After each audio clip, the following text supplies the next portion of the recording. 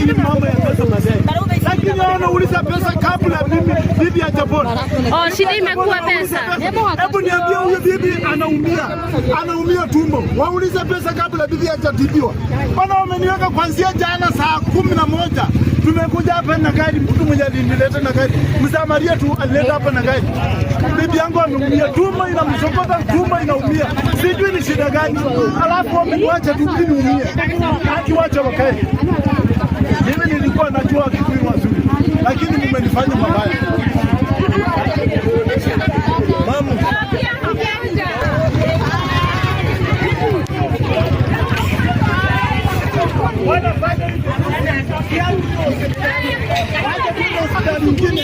Hapana, kuanzia jana mpaka saa hii saa ngapi? Angalia saa yako.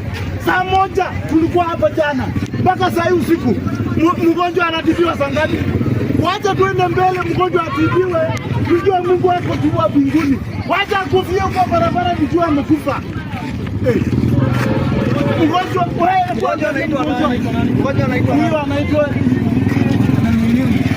anaitwa Jebet.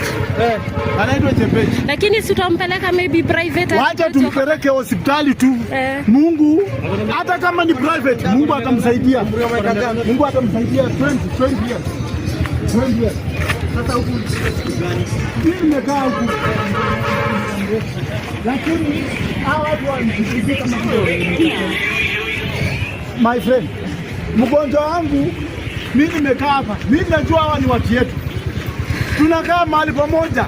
Lakini sasa hii shawa ananiambia SHA haifanyi kazi. Ananiambia SHA haifanyi kazi. Sasa tutakaa tukisema SHA haifanyi kazi, tutaumia. Mke wangu anaumia. Ona mtoto, niko na mtoto mwingine nyumbani anahitaji huduma. Sasa nitafanyaje? Bibi amelia usiku yote. Hata kama ni wewe, huwezi ona hata huruma useme rudi. Na madaktari wanakaa kwa rumu huko. Heri hata tukae kwa hii gari tuende. Tuende. Sungeenda nini yote niko hapa karibu ndio huduma kwanza.